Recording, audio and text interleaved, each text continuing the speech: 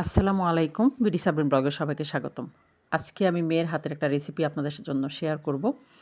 তো ও আসলে মাঝে, মাঝে যা পারে, যতটুকু পারে, এ আমার কাছ থেকে যতটুকু জানে সব মিলিয়ে কিছু একটা তৈরি করে তারপর আমাকে খাওয়ায়।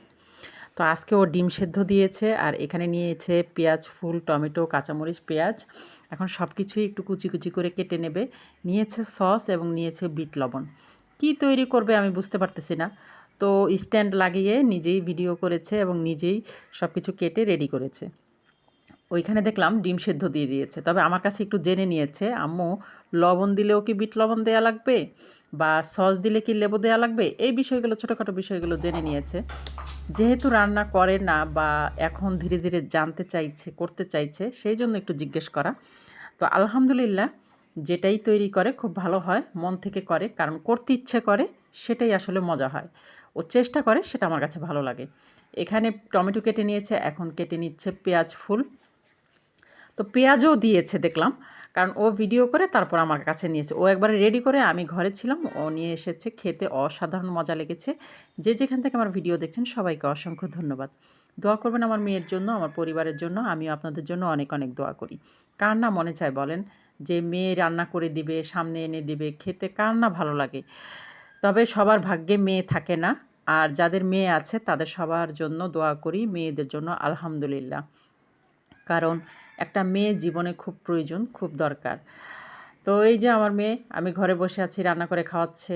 এইরকম কে না চায় বলেন? এইরকম মানে কেমন যে এটা অনুভূতি, এটা আসলে বলে বোঝানোর মতো না। তো আমার মেয়ে পেঁয়াজ কেটে নিচ্ছে, কাঁচামরিচও কেটে নিয়েছে, পেঁয়াজ কলি, টমেটো কেটে নিয়েছে। তো সব কিছু কেটে রেডি করছে। আমি পরে ভিডিওতে দেখেছি ও কীভাবে এই জিনিসটা তৈরি করেছে। খেতে কিন্তু খুবই ভালো লেগেছে। তো আপনারা হয়তো কেউ, কেউ ধরে ফেলেছেন যে এই জিনিসটা কী তৈরি করবে, তারপরে আমি বলব না। কারণ আপনাদের সাথে আমি শেয়ার করতে চাই ও আসলে কীভাবে তৈরি করেছে।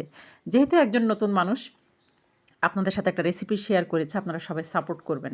এখানে ৫টা ডিম সেদ্ধ দিয়েছে, আমরা ৫ জন। আর এখানে লবণ দিয়ে দিল। তো আবার একটু বিট লবণও দেবে। এই যে আমাকে আবার জিজ্ঞেস করছে, আমি যখন ডিম সেদ্ধ হয়েছে, আম্মু ডিমটা কি সেদ্ধ হয়েছে? তুমি কেটে দাও। আমি বলছি না, আমি সিলও দিব না, কেটেও দিব না, সব কিছু তুমিই করবা, আমি বলে দিছি। তো এখানে সস দিল। তো আবার পরে দেখেছি আবার পরে সস দিয়েছে। তো এখানে সব কিছু বানিয়ে এই যে সালাদের মতো একটা তৈরি করে নিল। এটা রেখে দিয়েছে।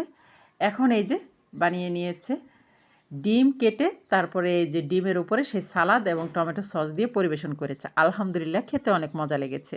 যে যেখান থেকে ভিডিওগুলো দেখছেন সবাই আমার মেয়েকে সাপোর্ট করবেন, আমার মেয়ের জন্য দোয়া করবেন। ভালো থাকবেন সবাই। নতুন কোনো ভিডিও নিয়ে খুব শীঘ্রই চলে আসবো ইনশাআল্লাহ। সে পর্যন্ত সবাই ভালো থাকবেন। আল্লাহ হাফেজ।